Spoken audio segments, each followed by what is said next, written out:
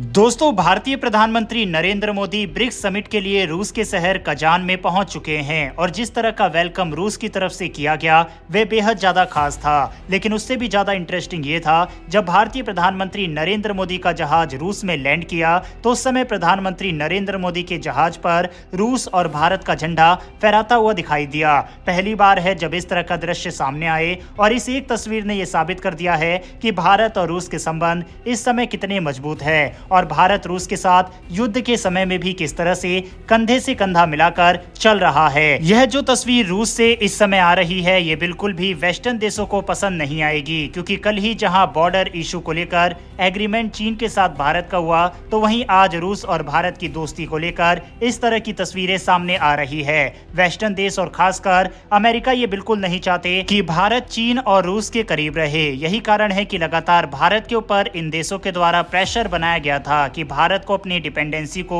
रूस के ऊपर से कम करनी चाहिए, लेकिन भारत ने ऐसा बिल्कुल भी नहीं किया और अब तो भारत चीन के साथ भी अपने संबंधों को ठीक करने में लगा हुआ है। कल जब भारत और चीन के बीच में एग्रीमेंट को लेकर खबर सामने आई थी तो हमने आपको बताया था कि ये कंफर्मेशन भारत की तरफ से तो दी गई है और चीन की तरफ से इस पर कोई भी बयान सामने नहीं आया, यानी कि एग्रीमेंट हुआ है या फिर नहीं, इस पर चीन की तरफ से कुछ भी नहीं कहा गया। लेकिन आज जैसे ही प्रधानमंत्री नरेंद्र मोदी रूस में पहुंचे उसी समय चीन की तरफ से इस बात की कंफर्मेशन दी गई है कि हाँ, भारत और चीन के बीच में डिसएंगेजमेंट को लेकर और जो भी बॉर्डर इशू वगैरह थे उसको लेकर एक एग्रीमेंट साइन हुआ है। आप बाकायदा स्क्रीन पर इंडिया टुडे का आर्टिकल देख सकते हैं जिसमें लिखा हुआ है, China confirms agreement with India to end Ladakh border standoff. यह खबर न सिर्फ अमेरिका के लिए बड़ा झटका है, क्योंकि अमेरिका चाहता है कि भारत और चीन के बीच में विवाद बना रहे और भारत की मदद से चीन के ऊपर अमेरिका प्रेशर बना सके। वहीं ये खबर भारत की अपोजिशन पार्टी के लिए भी एक बड़ा झटका है,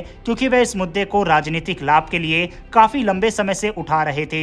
उनके द्वारा लगातार कहा जा रहा था कि चीन ने हमारी जमीन को कब्जा कर रखा है, जबकि हमने अपनी पिछली रिपोर्ट्स में आपको दिखाया था सैटेलाइट तस्वीरों में कि आखिर चाइना ने अपनी कॉलोनी वगैरह कहां बनाई है, जो भारत के बॉर्डर के अंदर तो नहीं लेकिन भारत के बॉर्डर के करीब जरूर थी। लेकिन अब जिस तरह की खबरें भारत और चीन को लेकर सामने आ रही है उससे उम्मीद है कि बॉर्डर डिस्प्यूट जो चीन के साथ है वह जल्द ही पूरी तरह से सॉल्व हो जाएगा।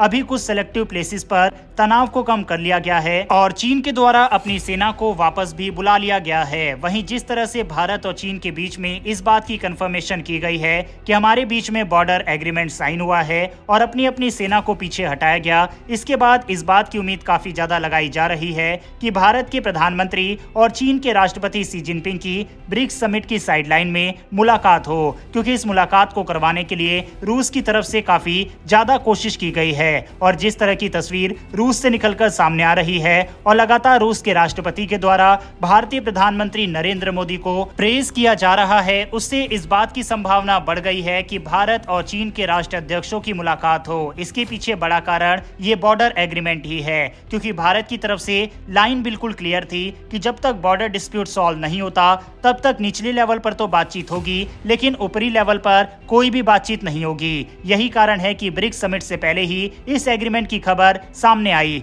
जिससे भारतीय प्रधानमंत्री और चीन के राष्ट्रपति के बीच मुलाकात को सुनिश्चित किया जा सके। वहीं बात करें भारतीय प्रधानमंत्री नरेंद्र मोदी की, तो वह आज ब्रिक्स समिट की मीटिंग को अटेंड करने वाले हैं। दुनिया की जीडीपी में 28% की हिस्सेदारी रखने वाला ये समूह आज पश्चिमी देशों को चुनौती दे रहा है। वहीं इस बार की समिट का मेन एजेंडा ही मल्टीलैटरलिज्म यानी बहुत सारे देश का एक कॉमन गोल जिसमें इक्वेलिटी रहे, इसी को प्रमोट करना है। वैश्विक स्तर पर अमेरिका के दबदबे को चुनौती देने वाले इस समूह की लोकप्रियता बढ़ती जा रही है। दुनिया भर के कई देश इस समूह में शामिल होना चाहते हैं। 1990 के दशक में भारत, रूस और चीन की पहल से शुरू हुए इस संगठन की औपचारिक स्थापना 16 जून 2009 को हुई। तब ब्रिक्स में सिर्फ भारत, रूस और चीन और ब्राजील ही शामिल थे और इसका नाम ब्रिक था। लेकिन इसके अगले साल 2010 में दक्षिण अफ्रीका भी इस समूह का हिस्सा बन गया। जिसके बाद ब्रिक्स नाम पड़ा। ब्रिक्स देशों की तेजी से बढ़ती अर्थव्यवस्था के कारण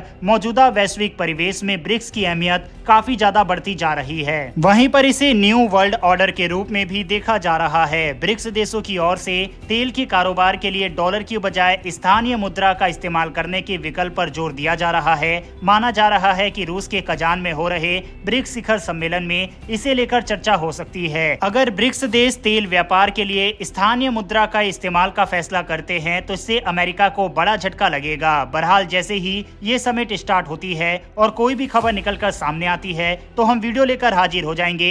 वैसे क्या इस समिट के दौरान भारतीय प्रधानमंत्री नरेंद्र मोदी को शी जिनपिंग के साथ मुलाकात करनी चाहिए या फिर नहीं, इस पर अपनी राय कमेंट बॉक्स में लिखकर बताइएगा।